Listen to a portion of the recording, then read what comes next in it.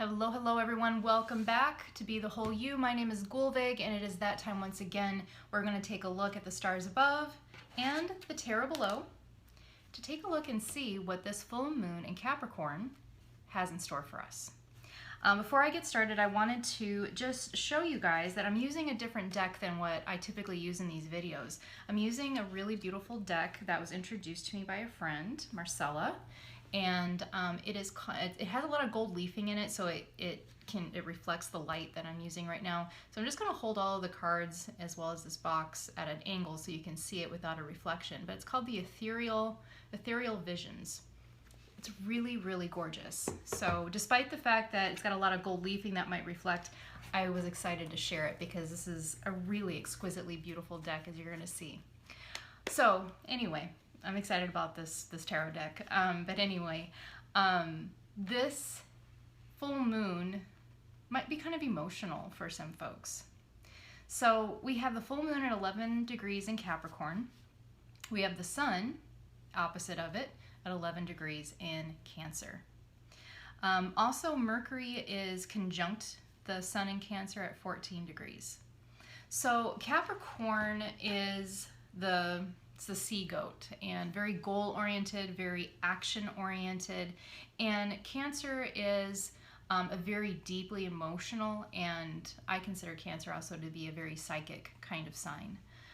Cancer is associated more with hearth and home, where we find our safety and where we find our security, family, or whether they be our chosen family or our blood relatives.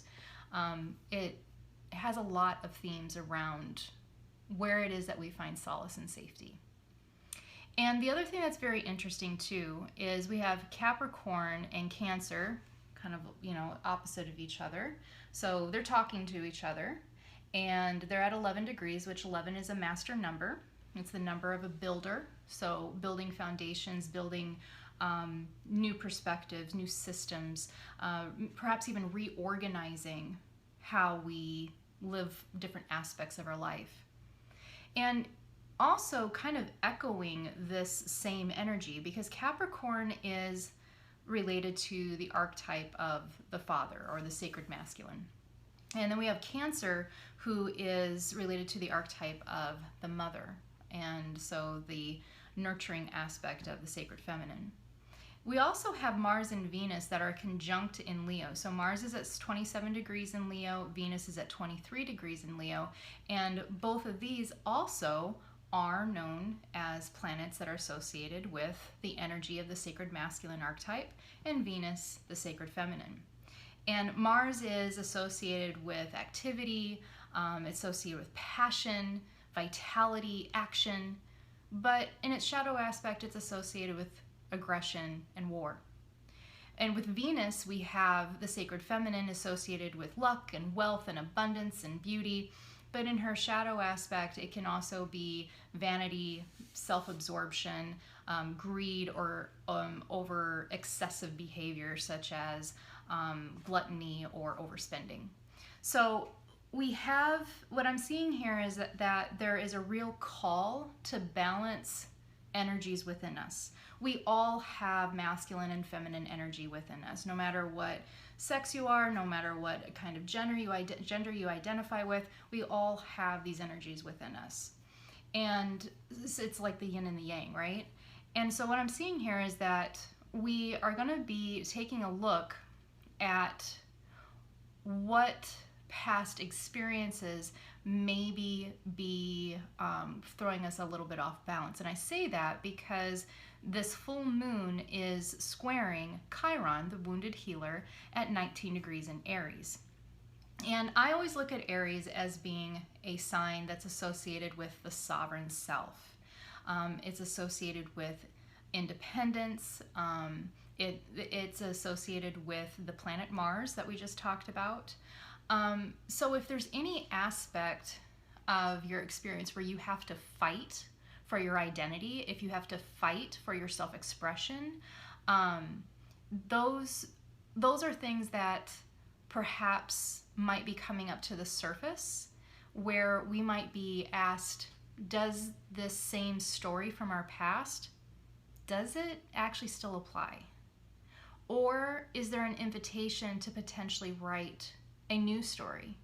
One that maybe perhaps would create a more favorable outcome for the future.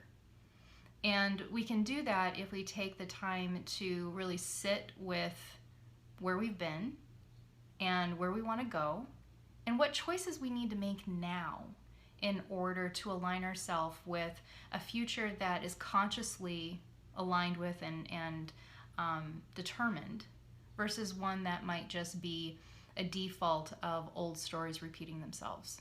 So this is a really, this is a very cleansing moon in my opinion.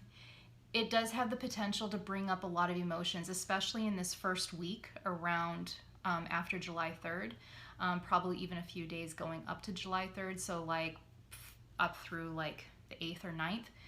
This week we might feel really, really emotional. Cancer is an extremely emotional energy, and the sun is in Cancer, and it's because Capricorn is aligned with Cancer, what I'm seeing is that we're going to be bringing up emotions, and Capricorn is about doing. That will create some perspective shift on what is it that tangibly, practically needs to be done, because that's Capricorn's wheelhouse, in order to move myself ahead in a new way and to transform the future that I want to build for myself. Because remember, 11 degrees, Capricorn, it's the master builder. So we get to rebuild our future starting right now, starting at the decisions that we have right now. It's also, this full moon is in a harmonious alignment with Jupiter, which is at 9 degrees in Taurus. And Taurus has been a big player the last few months or so, and Jupiter expands anything it touches. And 9 is the number of completion. It's also associated with the Hermit card in the tarot. And so what I'm seeing here is that there is going to be an expansion of the feeling of, I need to go within. I need to go within. I need some time to meditate. I need some time to contemplate, to journal, to seek out assistance perhaps with either a therapist, a counselor, a good friend that knows how to listen or give good perspective, or some sort of guide or facilitator that will help with clarity, healing, and integration of old wounds and old stuff that perhaps it's just time to lay that to rest. And on this note, I want to bring up the fact that it's also in a harmonious alignment with Saturn and Pisces. And to me, this is very, very important because Saturn is also about time. It's about karma.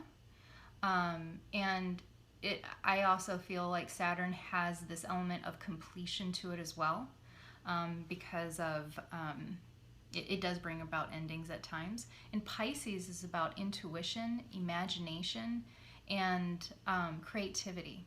It's also a very deeply emotional sign. So what I see that's really important here is that Saturn is asking us to create a new timeline. Saturn is associated with time. It's associated with the god Kronos, which is the god of time. And it's asking us, and Pisces is about imagining new possibilities. So here we have Jupiter at 9 degrees, which is asking us to wrap it up. And Saturn is coming in and being like, what do you want to create? More karma or more creativity? It's up to you, boo.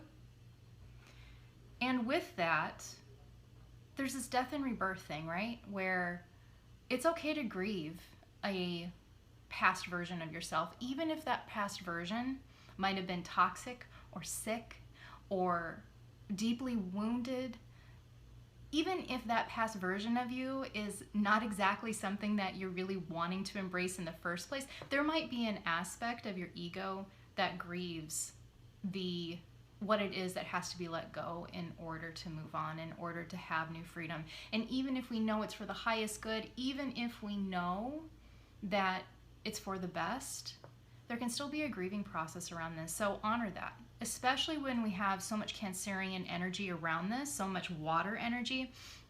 The emotions are going to come up to the surface, and one of those things may be grief.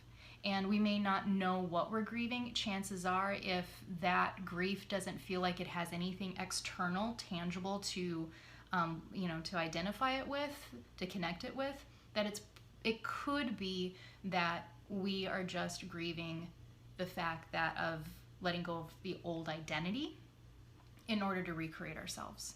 It's just part of the process. And so if that resonates with you, you're not alone.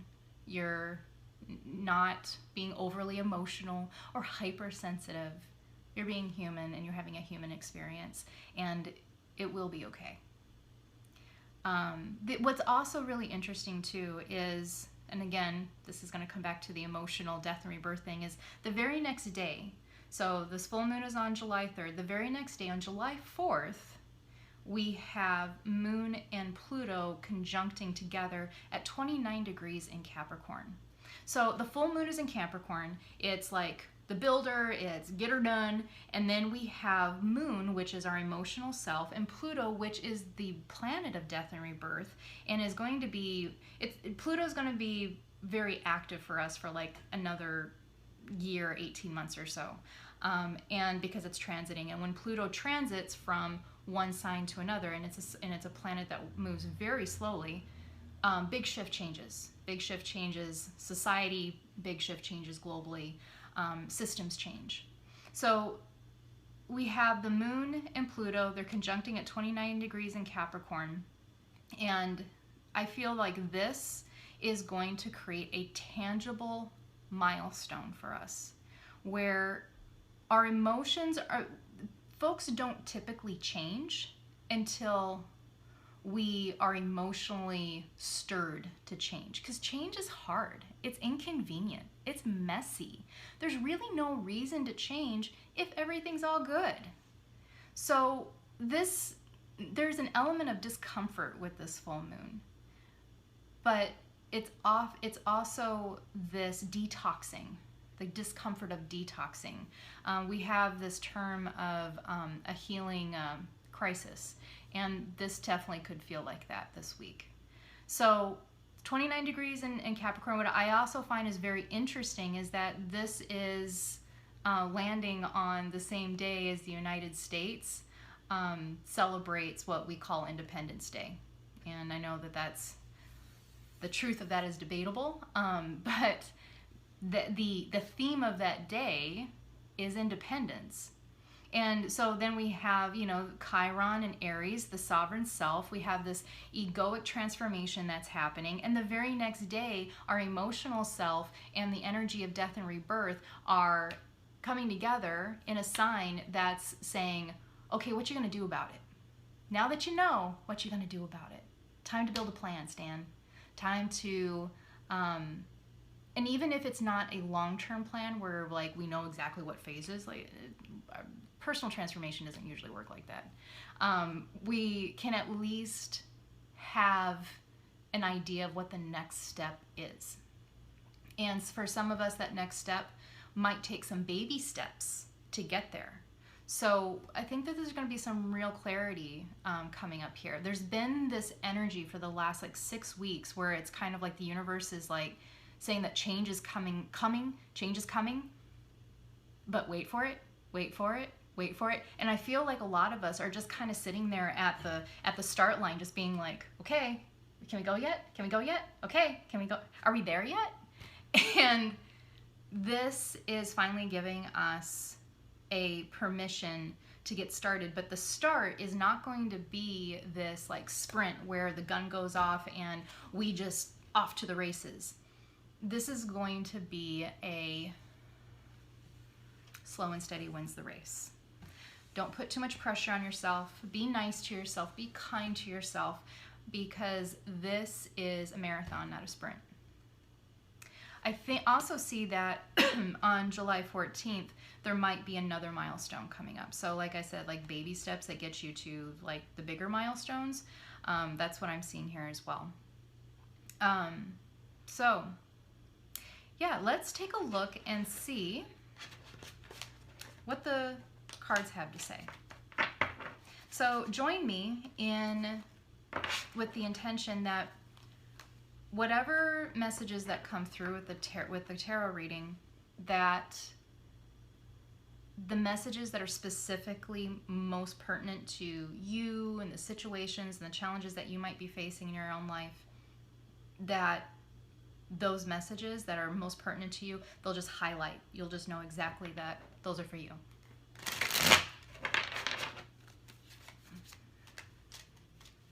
So how might we best utilize this full moon in Capricorn on July 3rd, 2023 to support our best and highest good?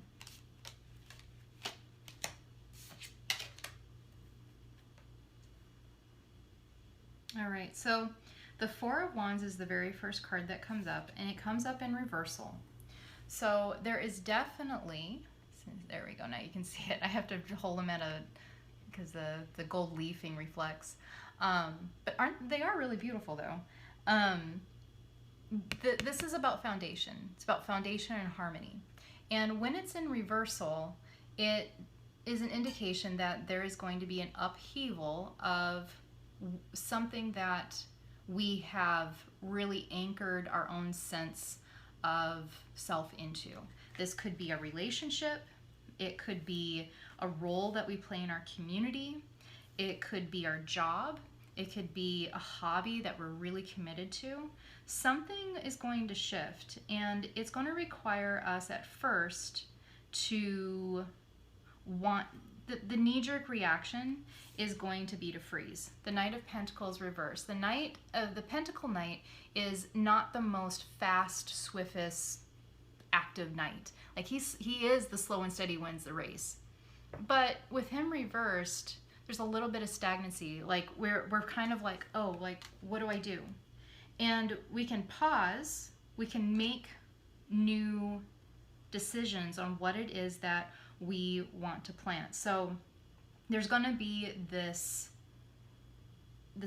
revelation that of what's not working, and we're going to be given the opportunity to gestate something new. The Empress card is the Great Mother. So it's very interesting because this card is related to the sign of Cancer, the Great Mother. The Empress in the tarot deck is the archetype of mother energy. And so it's said that actually underneath these robes that she's actually pregnant with something. So there's something gestating for us, something that we are being called to birth into the world. And it's requiring us to shed, to let go of something that may be uncomfortable to let go, even if we know it's not really helping us anymore.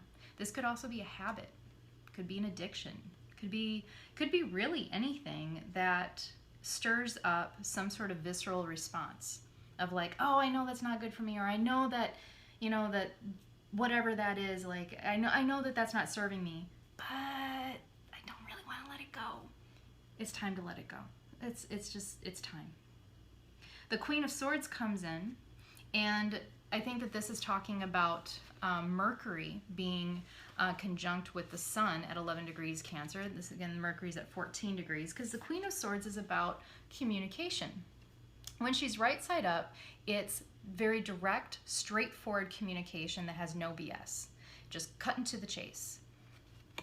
When she's reversed, it could indicate that there is a predisposition, maybe, that this is a warning that we need to really carefully consider our words at this time. Because this is such an emotional moon, our emotions could get out of control, and we might end up saying things that we later on regret. So be careful of harsh words. Take a moment to breathe. Take a moment to walk away if you're getting triggered, if you're having an argument with somebody. Take a moment to pause, Knight of Pentacles, and reset before you have those conversations or before you respond. And that brings us to the Page of Cups reversed and the Six of Wands. These two cards came up together. So when cards come up together, I look at them as essentially like one message. They're one energy that's combined. The Page of Cups reversed, it talks about revitality. It's the energy of essentially of like a kid. who is learning, who's exploring, and there's new beginnings. And this is, in the Cups, is about emotions. It's about imagination and creativity. And the page in this particular case, you see that, I'm not sure if you can see it, but there's a little fish that's coming out of the cup. And I'm looking at this and it makes me think of Saturn and Pisces. So Saturn this card has an association of surprises and expecting the unexpected. But when it's right, and when it's upside down, it's like we've kind of closed ourselves off to the spirit of exploration and curiosity and playful imagination. And Saturn could very much be playing a part in that. This definitely could be calling out those parts of us that feel like a victim and keep us disconnected from play, keep us disconnected from imagination and creativity. And that awareness of like, oh man, like I'm doing this actually to myself. These experiences may be true back here, and this is maybe why I have these maladaptive coping mechanisms, but that doesn't necessarily mean that that has to be my story going forward. So there's a real element here of, with the Page of Cups, letting go of anything that keeps us morose, keeps us depressed, keeps us overly serious and overly intellectual. There's nothing wrong with analyzing, but if we get stuck in that space and we're stuck in the head and we never connect with the heart, then we can become really overly serious, and then life is kind of dull and dry. But this awareness is going to spawn like a new perspective that is going to encourage our courage. It's going to lead us to more courage. And you know, the Six of Wands is about leadership. This to me is very much like Aries kind of energy. It's the sovereign self. And what comes to me is like, it's not necessarily a card about leadership of people, of a group, but it's about being the leader of your own life. It's about having this perspective of like realizing how we may be allowing our past stories to dictate our future self and our future lives. And that we're just ready. We're just ready to empty our cup. We're just ready to start and to hit that start again button. And there's going to be help. There's going to be help along the way. We have the Hierophant. The Hierophant is about institutions, but in this particular case, what I'm seeing here is a mentor. Somebody who is in a teacher role or a healer role, somebody who can help lead us through the process of healing and integrating these old wounds and these old patterns so that we can charge ahead, being the leader of our own lives and living life on our own terms. More joy, less stress, more freedom, more choice, less victim. So going from surviving to thriving, that's what this person can do. So there's a real call that if you're feeling like you could use some assistance with this, if you feel like you need clarity, healing, anything of that nature, to reach out for help, because it will definitely expedite the process. It'll make the process more graceful and more easy along the way, because one of my favorite sayings is you can't see the picture if you're in the frame. So no matter how intuitive you are, no matter how wise you are, no matter how much experience you've had, there are just some times in life where we all have to reach out for help, where we all need to have a third-party perspective to be able to reflect back to us what our frame is, so that we can have a clear picture of the choices that are actually at our disposal, that are just waiting for us to pick them. And so we can see just how much more space than maybe we give ourselves credit for. And that's what I'm seeing here, is that that everything is valid that you have experienced. People have lived through terrible things, and it's totally reasonable that we just do feel certain ways and that we behave in certain ways because of these past traumas and wounds. these past experiences. And this person can help give us perspective on how to move through those things and not necessarily let them go, because I don't really believe in amputating parts of our psychic selves in order to move ahead more freely. I don't think that that's how healing works. It's about integrating those shadows, integrating those things, and having a new relationship with those parts, not as disposable pieces that need to be cut out, but doing what Rumi said, which is allowing the wound to be where the light comes in. And I think it's kind of interesting that that's kind of where I am being called to wrap everything up, and that I literally chose this deck in part because I like how shiny it is. So let the light shine in, folks. Let it in. It's just waiting for your permission. And even though this next week or two might be kind of intense emotionally, it's going to be okay. It's going to be okay, and I know that at the end of the day, I really feel that we're going to be better off because of it. So many blessings, you all. We'll see you in a couple weeks. We're going to take a look at the new moon.